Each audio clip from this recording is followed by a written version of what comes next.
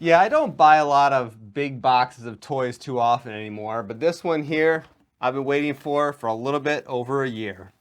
This is Battletech Mercenaries, the next major expansion to the Battletech miniatures game from Catalyst Games Labs. And what you see here, this kind of quote carbon fiber box, was an exclusive option for the Kickstarter. But I believe everything else you see here will be in the retail version, which according to the back of the box is going to sell for $74.99.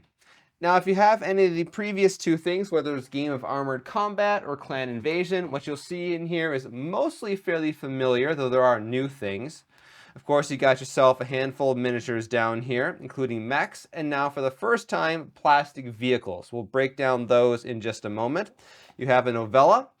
What's interesting is this story takes place in the year 3151. However, the entire box set itself seems to be set around the year 3058, which would be several years after Tukeyed, 1 year before Operation Bulldog, which is the eradication of Clan Smoke Jaguar, and several years before the beginning of the Federated Commonwealth Civil War. Moving along past the miniatures, you have a handful of Alpha Strike game cards. And then you get into some new things, which this is the Battlefield support deck. I'll talk a bit more about this later on, but this is part of how you use vehicles in the game. Then you've got down here some pilots, cards for using with Battletech. And then over here, you've got the Battlefield asset deck, which is also part of the process of representing vehicles on the battlefield. But like I said, more details about that in a moment. Clearing the miniatures out of the way. Here's your rule book. This is an expansion, so the core rules are not in the game. There are two sections of the rule book. We'll talk about that in just a bit as well. Of course, you have some record sheets for Battletech. Here is your current map of the Inner Sphere as of the year 3058. A primer, which kind of gives you a story introduction to what's going on in the Battletech universe at this time. Here are some cardstock tokens, really cardboard tokens for smaller vehicles, whether it be vehicles, some APCs, infantry, and they are double-sided where you've got different colors on either side. So I imagine that's probably, if you have multiple players, you can tell whose is whose unit. Then we get down to the bottom here, we have a quick reference card. You have a campaign tracking sheet for your mercenary company. And then finally, you got a couple map sheets down here in the bottom. When it comes to the rule book here, since Battletech Mercenaries is an expansion, the core rules to play Battletech are not here. Instead, what you've got is mainly two main parts to this book. The front half is all about how to use vehicles with Battletech, a game of armored combat. However, if you're familiar with the system in the past that's been done, what's in here is a fair bit different. Instead of having nice detailed record sheets for your tanks and vehicles and VTOLS and stuff like that, you've got a simpler, more abstract system for tracking vehicles in terms of damage, survival, and things along those lines. And that's where these two new card types I mentioned a moment ago come into play. So first up, you have the Battlefield asset cards. And these are the abstract way of tracking damage to things that are living on the battlefield, such as tanks, APCs, hovercraft, as well as VTOL aircraft. The second deck here, the Battlefield support deck, represent things that are either not on the battlefield or not visible on the battlefield, but can still affect the outcome of the fight. In particular, you have things like a light airstrike, you have bombing runs, offboard artillery, as well as minefields. Then the second half of this rulebook is all about a chaos campaign system for mercenary contracts and mercenary companies. So if you're familiar with the chaos campaign system that Battletech has used in the past, it's pretty much very similar, except that it has some additional things that are unique to mercenaries, such as acquiring and negotiating contracts, some additional expenses for traveling from planet to planet, as well as a few other little details like that you're interested in if you do want to run a mercenary company within the Battletech universe.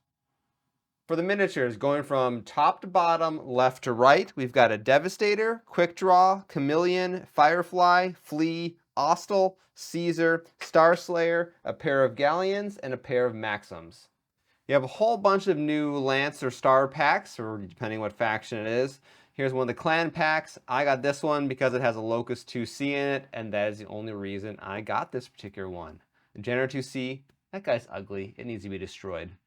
Then on the inner sphere side, I picked up the Pursuit Lance, primarily because it has Cicada in it. Now, AI once told me that Cicada was considered to be one of the worst battle mechs ever made, and that's probably true, but I think it looks awesome, and that's why I bought this particular pack as part of the Kickstarter.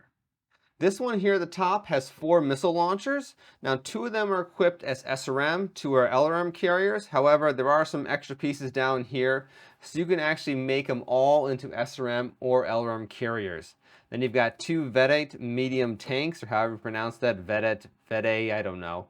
And then a pair of Manticore heavy tanks. Oddly enough, the Manticores were actually some of the metal miniatures I had back in the day, and that's probably why I picked this particular box set out. And then as with the previous Kickstarters and previous sets, they have several new hero characters. I believe there are 2 box sets of this, Legendary Mech Warriors 2 and Legendary Mech Warriors 3. And of these 5 supposed Mech Warriors, I chose this box for the one vehicle.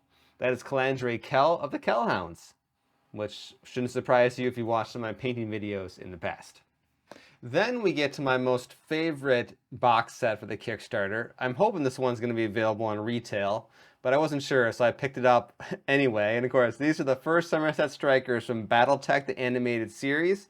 We have Ryder up here in his Bushwhacker, Major Adam Steiner, down here in his, oh, I never remember the configuration of this one, like the AXM2N Axeman, I think, the most confused battle mech of all time. You have Hawk Hawkins over here in his Mauler, Zero Ramirez, Filthy Traitor, up here in his Wolfhound, and then Franklin Sakamoto down here in his Hamoto Chi. I'm going to have a blast painting up these miniatures. I just noticed something really awesome about the box artwork.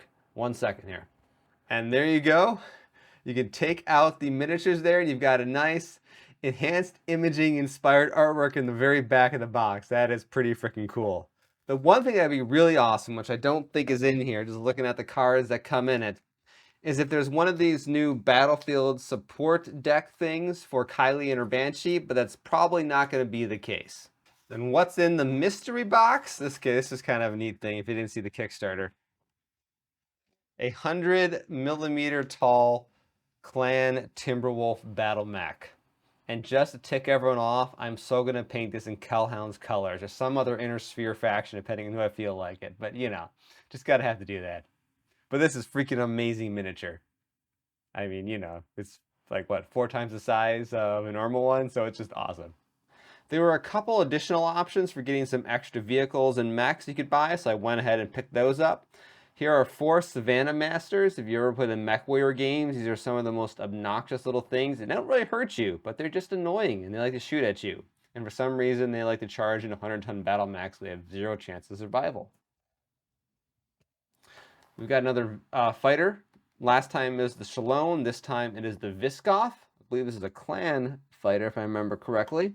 And then I'm not entirely sure what mech this was, but it'll look cool. It's a Blood Asp. Assume it's a clan mech because it's Omni mech. We'll find out when I get it open. And there you go. There's the miniature. It is a clan mech. I did have to double check because inside the box you get a pilot for the House Davion, as well as the Magistry of Canopus.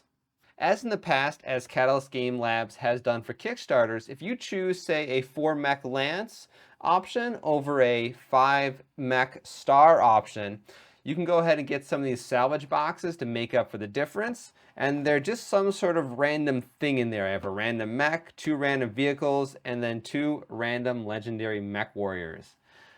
Let me tear these guys open and let's see what's in them. All right, inside I've got a Pillager, and I'm not gonna lie, I think at this point Catalyst Games Labs is getting down to like the B tier battle mechs. All the cool ones are kind of out.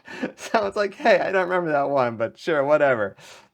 I have a second Calandre Kell in her SM1 destroyer, which for most people would probably be annoying, but now what I can do is I can paint one up, figure out how to work with it, and then go ahead and, for the second one, film a painting tutorial. Otherwise, I have to just fill the painting tutorial as I go with the first time, and that sometimes doesn't work out. We've got the Bounty Hunter and a Warhammer. And then finally, for my 2 random vehicles, I have an Ontos heavy tank and a Hetzer wheeled assault gun. And then just about done here, we have a few more swag items. I got another challenge coin. I, of course, chose the Kellhounds. I've got a nice patch here, which is a Velcro patch that I can attach to an assortment of items, also Kellhounds. There was an option to purchase various types of holographic dice, also Kellhounds. I'll have to sit down and figure out if they actually roll well in terms of their probability. And then the other set of holographic dice I have over here are just the Battletech logo on the number 6 side. And one of the last swag items is what I got right here. It took them 40 years to go ahead and put the Marauder on a t-shirt, and I'm absolutely thrilled because I love the Marauder. It's one of my most favorite battle mechs. So happy 40th birthday, Battletech. And if you think that it's a bad thing as you're turning 40, well, you're probably not a runner. Because you see, when you're a runner and you turn 40 years old, you're now in a new category of racing where you no longer have to compete against those damn high school kids who can run a 16-minute 5K.